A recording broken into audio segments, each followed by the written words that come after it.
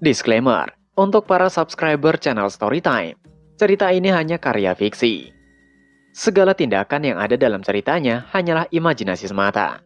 Kami tegaskan bahwa video ini tidak bermaksud mendorong atau mempromosikan tindakan kekerasan dan tindakan berbahaya apapun. Dimohon untuk kalian dapat memahaminya dengan baik. Tanpa menunda dan banyak basa-basi, langsung masuk ke ceritanya. Cerita kita lanjutkan. Di pembahasan terakhir, Dan Woso mengatakan sarannya untuk memecat Ouyang Hui. Itu membuat Ouyang Hui mencibir Dan Wosung yang hilang ingatan karena terbaring di kasur begitu lama. Dan Wosung berjalan mendekati Ouyang Hui dan menghantam lantai di mana Ouyang Hui duduk. Itu membuat Ouyang Hui keringat dingin tidak menyangka Dan Wosung akan bersikap seperti itu. Dan Wosung mengatakan bahwa kelompok dagang Yuna adalah miliknya. Beberapa saat sebelum pertemuan itu diadakan. Saat itu, Dan Wosung yang berjalan bersama dengan Li Waan mengatakan bahwa ia ingin memecat Ouyang Hui. Itu membuat Li Waan sedikit terkejut. Apakah Dan Wosung ingin memecat kapten penjaga Ouyang Hui? Apakah itu adalah alasan Dan Wosung hadir dalam pertemuan ini? Sejujurnya, mereka hanyalah kelompok dagang, dan klan Ouyang ada di luar ranah kelompok dagang untuk ikut campur. Dan Wosung menghentikan langkahnya mengatakan pada Li Waan, apakah Li Waan tahu apa yang terjadi ketika seorang martial art Jianghu diremehkan? Li Waan tidak menjawab karena memang dia tidak tahu. Dia menatap Dan Wosung dan menunggu jawaban. Dan Wosung tersenyum mengatakan, orang yang membuat asumsi itu akan dilahap. Li Waan dapat melihat situasi di kelompok dagang mereka sekarang. Li Waan melihat ke arah halaman di mana para pelayan, pengawal dan lain-lain berada. Dan Wosung menanyakan pada Li Waan, bukankah menurut Li Waan keadaan kelompok dagang Yuna sedang dilahap? Alasan Dan Wosung mengatakan itu adalah karena sekarang banyak pekerja yang berasal dari klan Ouyang daripada orang kelompok dagang Yuna sendiri. Melihat keadaan itu, Li Waan membenarkannya. Dia baru menyadari sejak kapan klan Ouyang sampai sebanyak itu di kelompok dagang mereka? Dan Wosung menyadarkan lamunan Li Waan meneruskan. Meski begitu, Li Waan tidak perlu khawatir. Ia, sebagai putra tertua dan seorang kakak, akan mengatasinya. Dan Wosung tersenyum dengan percaya diri seolah dia telah mengetahui hasilnya. Di sisi Li Waan, terlihat tersenyum kecut memikirkan bagaimana Dan Wosung akan mengatasinya. Kembali pada saat ini, Li Waan menebak bahwa seperti yang telah ia pikirkan. Akan seperti itu cara Dan Wosung mengatasi masalah ini. Saat itu, Ouyang Hui mundur dan orang-orang pengawalnya mulai waspada. Mereka menarik pedang dan mengancam Dan Wosung. Mereka menanyakan apa maksud dari kekacauan yang Dan Wosung lakukan. Di sisi orang-orang klan Ouyang mereka bingung.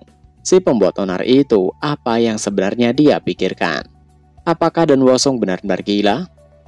Han Yop menarik pedangnya keluar juga. Dia berteriak memaki orang-orang klan Ouyang. Mereka begitu kurang ajar, beraninya mereka mengacungkan pedang pada Tuan Muda Dan Wosung. Dia memerintahkan untuk Dan Wosung mundur. Prajurit pengaman segera melindungi Dan Wosung, sedangkan Dan Wosung masih tidak bergerak. Tapi saat itu suara dingin Dan Wosung terdengar membenarkan apa yang dikatakan oleh Han Yop, bahwa mereka benar-benar kurang ajar. Tatapannya dingin ke arah orang-orang klan Ouyang meneruskan, mengacungkan pedang pada majikan sendiri. Sepertinya mereka memang mencari kebinasaan.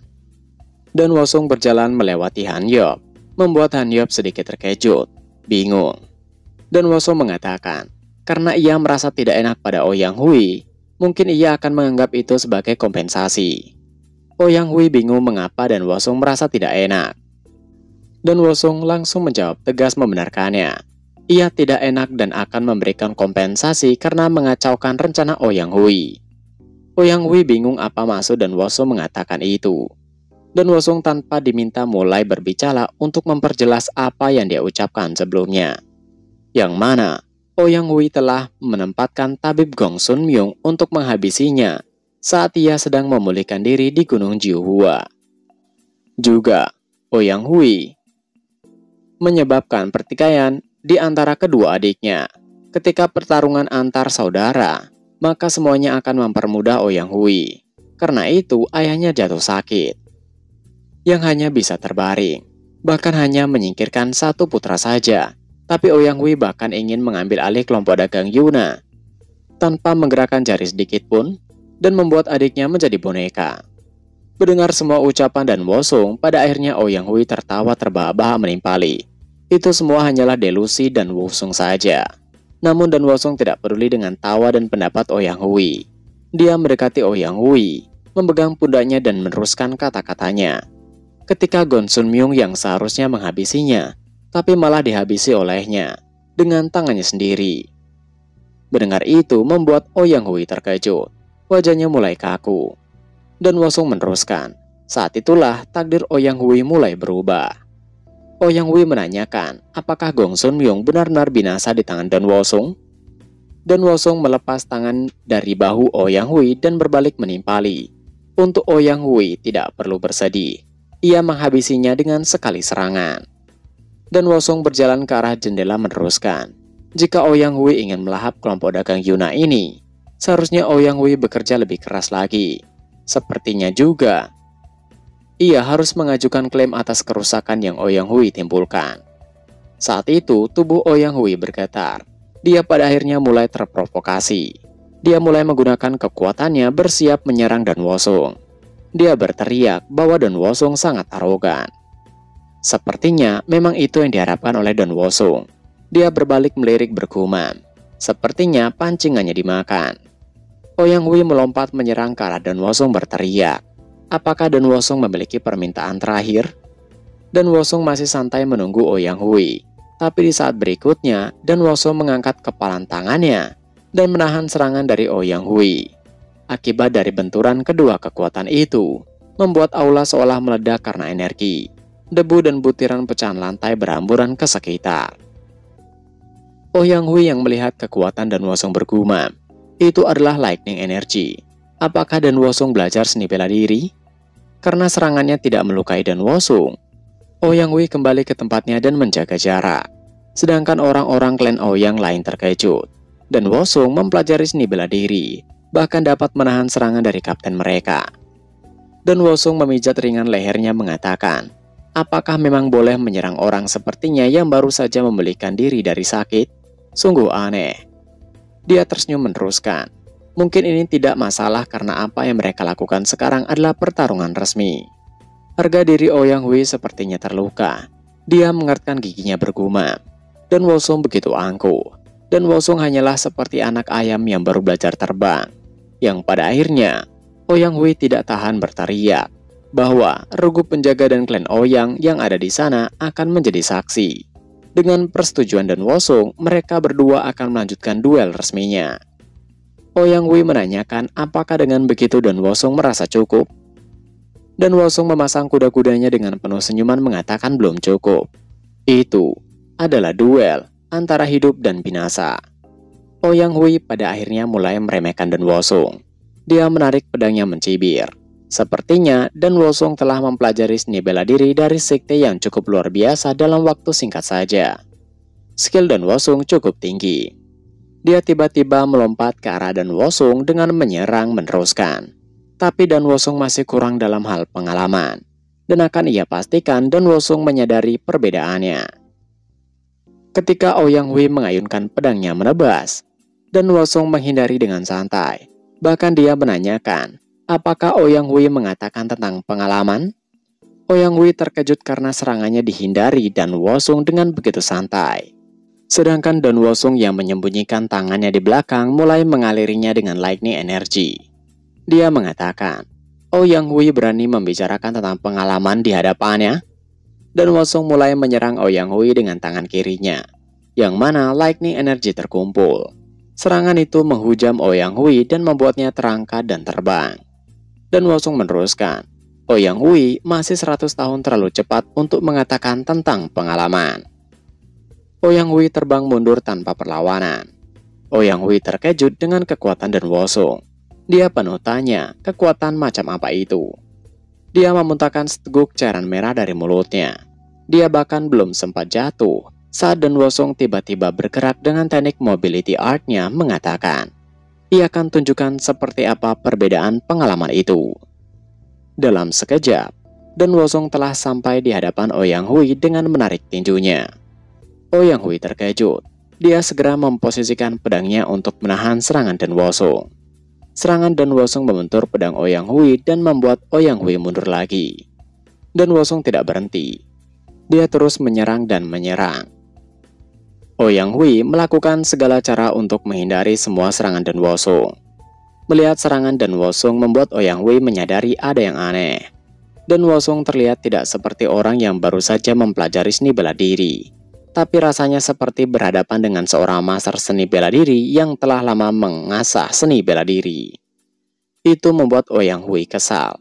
Dia menjaga jarak dari Dan Wosong. Segera menggunakan energinya menyelimuti pedang mengatakan tidak mungkin. Melihat apa yang dilakukan Ouyang Hui membuat orang-orang klan Ouyang mulai penuh harap. Ouyang Hui menggunakan teknik Three-Form Sword, menghunuskan pedang ke arah Dan Wosong mengatakan, ia tidak akan kalah dari seorang bocah.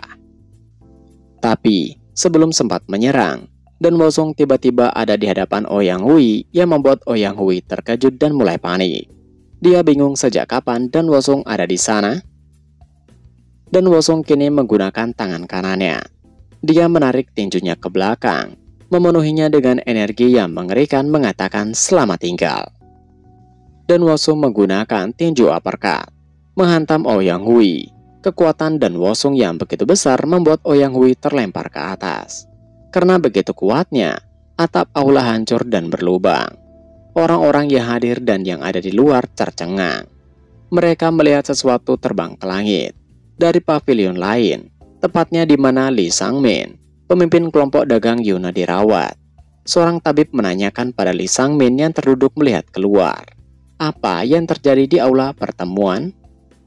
Li Sangmin dengan memangku kedua tangannya mengatakan, sepertinya putranya itu telah mempelajari seni bela diri. Kembali ke aula pertemuan, Ouyang Hui telah jatuh kembali ke lantai dengan benturan yang kuat. Dia tidak lagi bergerak dan sepertinya binasa.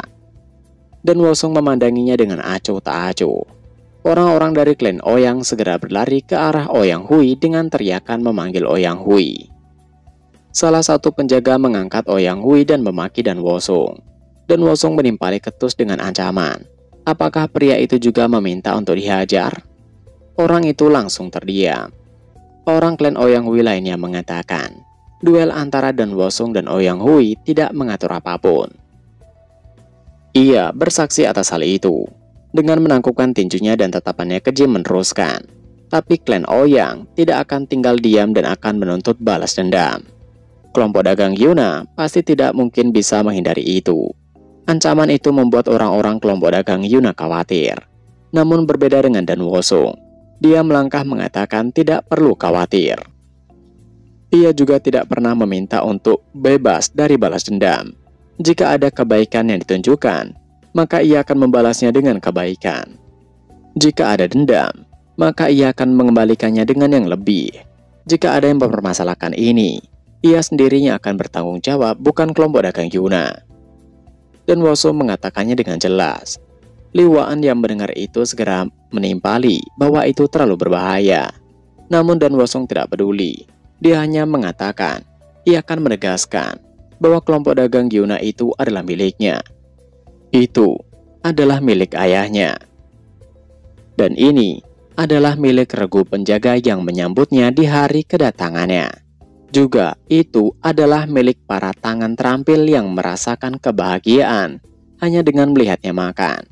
Dan kelompok dagang Yuna adalah milik mereka yang berdiri bersamanya. Tidak ada niat untuk dipermainkan oleh sampah seperti mereka dari klan Ouyang. Jika mereka paham, mereka harus segera pergi. Mereka semua dipecat. Orang-orang kelompok dagang Yuna memiliki ekspresi kebahagiaan di wajah mereka. Sedangkan orang-orang klan Ouyang terlihat murung dan kesal. Mereka meninggalkan aula dan pergi dari kelompok dagang Yuna sembari mengatakan, semoga mereka beruntung. Saat itu, tubuh Mok In terlihat bergetar. Dia tiba-tiba berteriak, namun Han Diop segera menutup mulutnya. Han Diop meminta untuk Mok In tidak terlalu senang dulu. Mereka semua harusnya malu sebagai penjaga hanya diam saja melihat semua ini. Mereka tampak bahagia dengan apa yang terjadi, tidak bisa dipungkiri. Dan Wosong saat itu memanggil Li Waan. Dia meminta untuk belikan banyak eliksir. Ia mengatakan akan bertanggung jawab. Jadi, setidaknya ia harus mendapat bantuan yang cukup, bukan? Li Waan membenarkannya. Jika untuk Dan Wosong, ia akan menyiapkan eliksir yang memiliki kualitas terbaik. Senyuman kebahagiaan terlukis di wajah Li Waan. Dan Wosong mengatakan, banyak hal yang akan Li Waan lakukan. Mencari penjaga dan membeli eliksir. Dan untuk penjaga, ia telah memikirkan beberapa orang yang ingin ia rekrut. Kembali pada waktu Dan Wosong pertama kali sampai di markas kelompok dagang Yuna. Saat itu, Han Yop yang membimbingnya. Untuk menemui ayahnya terkejut melihat ke arah luar di mana para prajurit berkumpul. Dan Wosong tidak langsung menanyakan apa yang terjadi, tapi menanyakan pada Han Yop. Apakah Han Yop sudah makan? Han Yop bingung dengan pertanyaan itu. Dia mengatakan ia belum makan. Ia mulai bekerja semenjak subuh. Tiba-tiba tatapan Dan Wosong tajam. Senyuman mengerikan muncul ketika melihat ke bawah. Saat itu, orang-orang dari klan Ouyang tengah bersenda gurau. Sedangkan orang kelompok dagang Yuna masih dengan tugasnya berdiri di samping. Dan Wosong bergumam. Beberapa orang bahkan tidak memiliki waktu untuk makan karena bekerja. Di saat yang lain bersenda gurau di saat bekerja. Dengan meremas pegangan dari pembatas jalan hingga hancur, Dan Wosong meneruskan, mereka pasti hidup dengan sangat nyaman, apalagi hidup dengan uang dari orang lain. Sepertinya memang ia harus menyingkirkan mereka semua. Namun masalahnya sekarang adalah, ia perlu orang untuk posisi mereka yang digantikan. Kembali pada saat ini, Dan Wosong saat ini mengunjungi suatu tempat. Itu tempat yang lumayan mewah. Di dalam terlihat banyak orang tengah bermain dan bermain. Kalian bisa tahu apa yang sedang mereka mainkan. Karena jika disebutkan akan bahaya. Dan Wosong tidak peduli segera memasuki tempat itu. Kedatangannya mengundang banyak perhatian. Mereka berbisik-bisik membicarakan Dan Wosong. Mereka mengira Dan Wosong telah binasa. Dan Wosong tidak peduli terus berjalan menuju suatu ruangan. Tidak lama dia sampai di sebuah ruangan yang dijaga oleh satu orang. Ketika penjaga itu melihat bahwa itu adalah Dan Wosong, dia tidak menghentikannya, melainkan berusaha bersenda dengan Dan Wosong mengatakan, sudah lama mereka tidak berjumpa. Apakah akhirnya Dan Wosong kembali? Apakah Dan Wosong datang untuk mendonasikan sebagian hartanya? Dan Wosong dengan ketus meminta penjaga itu jangan menyentuhnya. Jika tidak, malam ini ia akan makan pigi panggang. Penjaga itu bingung. Padahal Dan Wosong membicarakannya. Dan Wosong tidak peduli dan meminta penjaga itu membuka pintunya. Setelah Dan Wosong memasuki tempat itu, dia disambut oleh seseorang. Dia adalah Waisonius Fox, Chul Myunggo. Dia mengatakan, akhirnya Dan Wosong datang.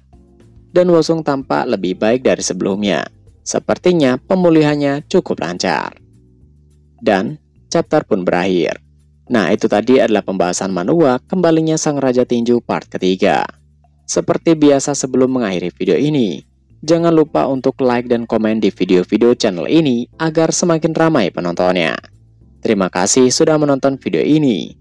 Mimin pamit undur diri dan sampai jumpa di video selanjutnya.